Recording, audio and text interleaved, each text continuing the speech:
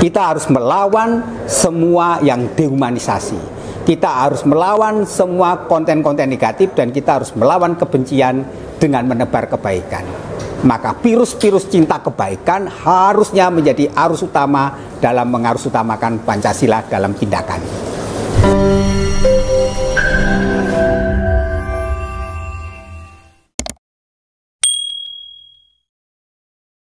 Jadi dalam rangka 1 Juni itu kan sebenarnya kalau kita bicara tentang milenial yang Pancasilais itu kan adalah milenial yang mampu membumikan nilai Pancasila itu dalam dunia digital ini, yaitu mengarus utamakan Pancasila dalam tindakan. Oh, banyak anak milenial lebih kreatif, inovatif kok. Misalnya dalam kasus penanganan COVID, kan banyak anak milenial bikin sistem, bikin jaringan, bikin network untuk membantu sesamanya menderita. Jadi terus banyak juga milenial yang mampu menggerakkan anak-anak muda membangun sistem, memutus misalnya jaringan para tengkulak, maka dibikinlah sistem pertanian dengan digital sehingga mendekatkan petani dengan konsumen. Ini kan terjadi. Seperti Stephen, orang yang dapat ikon Pancasila itu banyak anak muda potensi yang memberikan Pancasila dalam tindakan. Bisa lewat film, bisa lewat animasi, bisa juga yang menggerakkan orang untuk membangun kesejahteraan. Jadi intinya aktualisasi Pancasila itu ketika kita bersama-sama mensejahterakan rakyatnya, menambah jumlah tenaga kerjanya, mengurangi pengangguran, dan lebih banyak lagi bagaimana orientasi kita dalam membangun kesadaran publiknya adalah bahwa milenial Pancasilais itu adalah milenial yang mengurus utamakan Pancasila dalam tindakan lewat menghargai kemajemukan keragaman. Jadi semakin Pancasilais itu semakin teroran, semakin Pancasila semakin bersaudara, semakin Pancasila semakin kita cerdas dalam menyikapi, merespon media sosial. Jadi semakin Pancasila itu semakin sopan dalam bertutur kata, dalam berpolemik, dan tidak menghancurkan martabat manusia.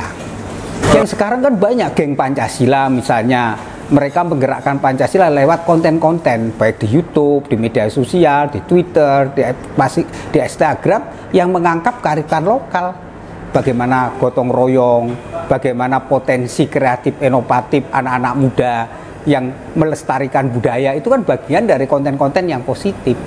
Jadi mengharuskan Pancasila itu lewat konten-konten yang positif, dan konten positif itu harus menguasai dunia maya kita. Jadi pertarungan kita itu gagasan menghadapi yang disebut budaya kematian. Budaya kematian itu yang menebarkan kebencian, ketakutan, kekhawatiran yang mengancam keutuhan hidup berbangsa. Maka kita harus mengcounter konten-konten itu dengan nilai-nilai positif. Nilai positif itu adalah nilai persatuan, nilai kerja keras, disiplin, dan membangun rasa bangga kepada tanah air. Jadi kalau ada namanya tokoh agama misalnya yang melarang orang menghormati bendera, ya harus dilawan dengan konten-konten positif bahwa itu bertentangan dengan nilai-nilai Pancasila.